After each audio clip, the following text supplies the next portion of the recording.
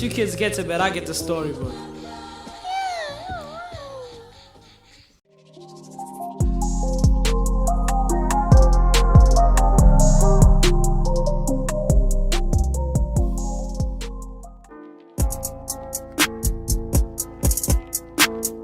No, guys, that's not a race car. It's a time machine. Jason reluctantly corrected them, causing the thugs to turn and stare at him in bewilderment. Yo, get the fuck out of here, white boy, Trilly said, preparing to punch him in the face again, which prompted Jason to swiftly explain how he and several other engineers were hired by the Twitter and Tesla CEO, Elon Musk, to create a time machine, which took over a decade and a half to make, and after testing it out successfully, he stole it from his boss and was about to sell a duplicate machine to an Arab sheik for $500 million. If they let him live and go through with his plans, of course, he would share the money from the first sale with them. After hearing this information, both Bloods looked at each other and after a moment's pause, began jumping and dancing like preteen girls at a sleepover. Nigga, we rich! 6'6" shouted, his deep voice echoing throughout the belly of the building. He then started referencing the plot from the movie Fast 5, where Dominic Toretto and his family of bandits became instantly wealthy after stealing a vault full of money from a Brazilian tyrant, comparing this situation to that, but 10 times bigger. After the excitement wore off, Drilly reached inside of Jason's back pocket, startling him, and retrieved his weathered leather wallet. All right, Jason, let's see if this shit really works, he said, glancing at the tech's driver's license to see what his name was, also helping himself to the $100 bill resting inside before tossing the billfold back to his latest victim as he walked back over to the Tesla and began removing the straps from his wheels. After being untied, Jason spent the next half hour giving the gangsters a crash course in time travel, sharing some of the ups and downs that his group went through creating the machine. Okay, who wants to ride first? Jason asked, ending his dialogue. I'm gonna go first, baby bro. Drilly motioned for his younger brother to stay in his place as he positioned himself in the driver's seat of the coupe, playing the role of protective older sibling, which he'd been doing all of their lives. I didn't know you guys were related, Jason blurted out, because the men didn't even have the slightest resemblance. 6'6", whose real name was Saquon Thomas, revealed that they had the same mother and grew up together. Yo, nigga, I'm about to go back to 1996 and save that boy Pac, Drilly informed Saquon. In order to make America great and glorious again, I am tonight announcing my candidacy for President of the United States. In 2024, there'll be another civil war. In 2024, there'll be another civil war. Right here in America, I hope I'm not scary here, cause everything's a part of God's plan. In 2024, there'll be another civil war. In 2024, there'll be another civil war. Right here in America, I hope I'm not scary yet, cause everything's a part of God's plan. Hey yo, here's a little story and it's not an allegory. I'm a prophet cause I drop it like Curry or Robert Worry. What the fuck, Donald Duck? America's running amok, your followers wave a flag from the back of a Chevy truck. You think you're coming back again? You must be smoking crack again. Them girls right there, I'm macking them. OG is just an acronym. You campaign heavily, apostrophe 23. The memories we had to relive all your rallies. All these fucking F-150s, the vehicle for a racist piece of shit gets away when he can give a nod today. Cause the niggas made a plan, mobilize all the gangs and bring the smoke to the man. Yeah, that's right, it's about to be a fight. Those for you and those against you. All the gangs across the country and even in Mexico combined as one unit. With the agreement, you gotta go. In June 2024, on a summer night, they shot you in the head but only grazed you like Suge Knight. The tension reached the height. The crackers that followed you started forming a defense. In 2024, there'll be another civil war. In 2024, there'll be another civil war. Right here in America, I hope I'm not scary here, cause everything's a part of God's plan. In 2024, there'll be another civil war. In 2024, there'll be another civil war. Right here in America, I hope I'm not scary here, cause everything's a part of God's plan. We got guns, said the rednecks that live in the woods. We do too, said the niggas that live in the hood. So at the next rally, gang shot that shit up. The Trump people fired back and the gang got hit up. Blood got spit up, my nigga, yo, get up. The gang had bad aim, that's why a lot of them was slain. Contrary, the trumpet served in the military, so they had skill sets and special training that was deadly. Mad niggas died and the trumpets collided in a fight. And then came election night, we watched CNN, hoping that he wouldn't win, but he won, and his ass became the president again. The rednecks rejoiced cause they were giving back a voice, and we were mad because racism got a choice. But God surprised us, the entire nation. He stopped his heart from beating during the inauguration. Word up, Donald Duck is dead. No second term, he got a heart attack instead. The Trump train fled. You fucking cowards, the Trump train fled. You fucking cowards, cause God is good. Yo, what's good? I saw God is good. Yo, We have breaking news from the nation's capital. President Donald Trump has just suffered a heart attack while being sworn in as the 47th President of the United States. Early reports are coming in that he has succumbed to this heart failure. We will be going live from DC with updates on this tragedy.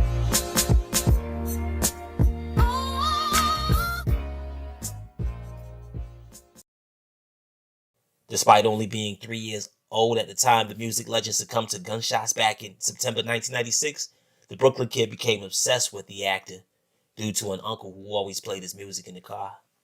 Say word? Okay, if you do that, I'm gonna go back and save that boy Biggie. 6'6" replied, not really a fan of the older rappers as much as he was the ones close to his age, like Pop Smoke or 5-Year Foreign, but he loved matching his older brother's energy, copying everything he did since he was able to walk. At first, Jason didn't understand what the brothers were talking about, but when he heard mention of the two legendary musicians, he caught on quickly. Hey, you all can't go back in time and alter history like that, he said as politely as possible before explaining how Elon highlighted that no one using time travel should ever do that. And when the Bloods asked him why Elon said this, he had no answer for them. Yo, bro, fuck Elon Musk. Your ass just stole this time machine from him, so he definitely about to put a bag on your head, and you worrying about a fucking time travel rule? Nigga, I'm going to save Tupac. The naive Jason, not understanding urban slang, looked at Drilly puzzled, picturing a bag placed on top of his head. What does he mean, Elon's going to put a bag on my head? He wondered. Drilly glared at the passive engineer, shaking his head as he started programming the machine for flight, as his tall brother started shouting out the word "yer" in satisfaction. But what about your clothes, Mr. Drilly? Jason asked, pointing at Drilly's $250 purple LeBron sneakers and matching gallery department hoodie. You'd stick out like a sore thumb wearing clothes from today back in the 1990s. Yo, that's facts, bro, 6'6" interjected. Niggas was wearing them big baggy-ass jeans back in those days, yo, not these, he finished, pointing to the skinny jeans wrapped tightly around his pencil legs. Drilly agreed and had Jason detach the trailer from his Tahoe, afterwards heading to the nearest Walmart for oversized jeans and tan construction boots for him and his brother. In his absence, Jason queued up the time machine and set it to go to the Vegas Strip at 11 p.m. on September 7th, 1996. Which would have been 15 minutes before the shooting occurred. Jaquan and his brother Saquon were born and raised in the Brookline housing projects located in Brooklyn, New York's gritty Canarsie section. Their mother was a teacher in the New York City public school system and did her best to educate her boys from an early age, teaching them everything from Spanish to computer coding. But once they hit their teenage years, the streets demanded their attention, mainly for survival reasons, and they capitulated by joining a local blood gang set called the Fire Stick Gang, which was not a reference to the Amazon product with all of the streaming options, but definitely an allusion to a high-powered rifle or any other type of long gun. The brothers were forced to commit felonious acts from robberies on up to murder to appease the gang, and in return they were given protection in the place they called home. But deep down inside, both men weren't the heartless demons that they lived their lives as. And this is why they promised their mother that they would leave the streets alone one day. When Drilly returned, he changed clothes and hopped in a Tesla and changed the arrival time from the 11 o'clock slot that Jason had set it to an earlier time because he did research on where he would park and learned that he would need a few extra hours. After telling 6-6 he'd see him soon, he drove the machine outside and pressed the necessary buttons that shot him down the roadway until the Tesla vanished back into history. Drilly likened his first time traveling experience to that of a person playing a video game using a VR headset. Only this wasn't a game. He parked the Roadster out in the desert behind an old abandoned camper near the gambling town before hitching a ride straight to the strip. As Suge Knight's black BMW 740 turned onto East Flamingo Road, what Tupac thought was an overeager fan rushed up to the open car window, speaking frantically. "Hey, yo, Pac, what up, bro? Yo, I fucks with you, son, so I gotta tell you that it ain't safe out here right now. Word to my mother," Drilly declared as he darted his head back and forth, expecting shots to ring out at any moment. After an agitated Suge Knight barked at the gangbanger to get the fuck away from his car, Drilly realized that he was going to have to reveal that he was a time traveler from the future in order for them to believe his next words. "Ain't no time left, motherfucker," Jaquan cried out in frustration. "The nigga that y'all stomped out in the casino is about to pull up any minute and wet this shit up. Word to my son, Jamel," Drilly finished angrily, while Googling the drive-by and showing them pictures of the aftermath of Tupac's death. After seeing what was about to happen to him, the hip-hop icon finally realized everything was true, and as Drilly bent down to pick up his iPhone 14 Pro Max, which had dropped to the ground when Suge handed it back to him, a pedestrian with a camera took a picture of Tupac, whom had a solemn look in his eyes due to the information he had just seen. "Hop in, nigga, we out," Suge Knight shouted as Drilly entered the rear of the Beamer before the bear of a man made the tire squeal, leaving the future scene of the crime just minutes before the drive-by was to occur. "I told you I got an angel protecting me, Big Suge," Tupac said matter-of-factly, while turning around in his seat and asking his savior what year he came from. Drilly excitedly revealed that he came from the year 2023 after encountering a victim passing through his Brooklyn neighborhood with the very first time machine, in which he stole, and this was his first trip in it.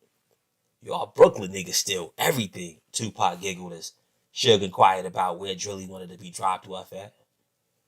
During the 50-minute trip back to the Tesla, he told them about events that would happen in their future, which gave the sly Suge Knight thoughts of using the time machine to become mega wealthy off of sports bets. "This nigga got a time machine that can tell me who won't win every Super Bowl and World Series," he thought to himself as Tupac blabbered on about how his legacy turned out. Before the ex-football player could think of a good plan to make something happen, Drilly was motioning for him to stop, hopping out of the car and running towards some decayed, hippie-looking recreational vehicle. "Hey, nigga, hold up," Suge yelled through Tupac's open window, only to see some sleek-looking car flash by and disappear into thin air as it sped from behind the camper. "Oh, shit, he back," Saquon chirped as his brother drove the Tesla through the bay door. "Hey, yo, gang, that shit was litty," Jaquan shouted out excitedly as he parked and hopped out, going over the details of the last 2.5 hours with his brother. After hearing about his exploits, Jason began asking Drilly a series of questions to ascertain if his actions would cause a rift in time. But after having him Google Tupac on Wikipedia, being that they confiscated his phone and he couldn't do it himself, he discovered that his history magically aligned itself with Drilly's modification, and Tupac was alive and well, currently preparing to release his 39th movie alongside fellow actors Martin Lawrence and Will Smith called Bad Boys 4. "All right, nigga, it's my turn." 6-6 opened the car door and plopped his lanky frame down in a plush seat. After receiving aid from Jason with a pre-trip check and destination programming, the Brooklyn Blood drove the car back outside and was off in time, back to a minute past midnight Pacific Standard Time on March the 9th, 1997. While his brother was on his first time travel expedition, Saquon used some of that free time to hop on Google Satellite and decide where he would enter and park the Tesla once he arrived in Los Angeles. he discovered that there was a string of abandoned warehouses a few blocks away from the Peterson Automotive Museum, and upon arrival, he parked in between two of the edifices, pushing an empty dumpster in front of the machine to obscure it from view. As he walked briskly towards his purpose, a black and white LAPD patrol unit pulled up beside him and flashed his spotlight in his face. "Stop right there and let me see some ID." A chunky cop with a thick mustache barked as he began exiting his Impala. Slightly panicking, Saquon knew that he'd be done if he was caught, so he quickly bolted through an open gate of a house to his left. In his baggy Levi jeans, Slightly panicking, Saquon knew that he'd be done if he was caught, so he quickly bolted through an open gate of a house to his left, his baggy Levi jeans flapping like wind sails as the fat cop tripped over an overturned garbage can, trying to lunge at him. After nearly an hour of ducking through backyards, dodging contact, the skinny gangster was able to backtrack and make his way to the area where the Notorious B.I.G was shot, and immediately noticed the rapper's caravan of Chevy Suburbans rolling past him, as he just stared in confusion as the burly MC inhaled a blunt and passed it to his friend Little C, seated in the back seat. Why didn't he get shot? Saquon questioned himself as he continued to stare at the trio of SUVs as they cruised down the boulevard until they were out of sight. Unable to provide an answer for himself, he crept back to the Tesla and returned home. As he drove the time machine back into the warehouse, the scene before him put him into shock. "Yo, bro, what the fuck did you do, son?" he asked in disbelief, looking at the lifeless body of Jason, slumped over the car trailer that transported the time machine. His older brother explained how the engineer caught him lacking during a call from a girl he was messing with and sprayed him in the face with pepper spray. One of Drilly's staples was wearing sunglasses, whether it was day or night, and because of this, the spicy spray didn't come into contact with his eyes, allowing him to retain his vision and instinctively draw his weapon, firing on the techie, hitting him 8 times in the face, chest, and torso, which unalived him. "I love you, bro, but we was about to be rich, nigga. What the fuck, yo?" 6'6" shouted at his role model. Jaquan, a brilliant thinker, calmed his brother down and assured him that they would still become wealthy primarily due to being in possession of the only time machine in existence, and all he had to do was be patient. Saquon had been following his older brother's lead his entire life, so this request was rather quite easy for him. After calming down, Saquon went over his puzzling trip back to 1997 to save Biggie, and his genius of a brother came to a conclusion. "Baby bro, the reason why Biggie didn't get shot is because Pac lived," Jaquan said easily, as if he wrote the history himself. Drilly then spent the next hour breaking down the reason the Notorious B.I.G didn't get assassinated is because Tupac didn't get killed 6 months earlier. Tupac not getting killed allowed Biggie to come to LA and survive without any threat to his life because Pac was still alive, and Biggie had yet to respond to the Billboard charting song "Hit 'Em Up." Stay tuned for episode 3 coming soon.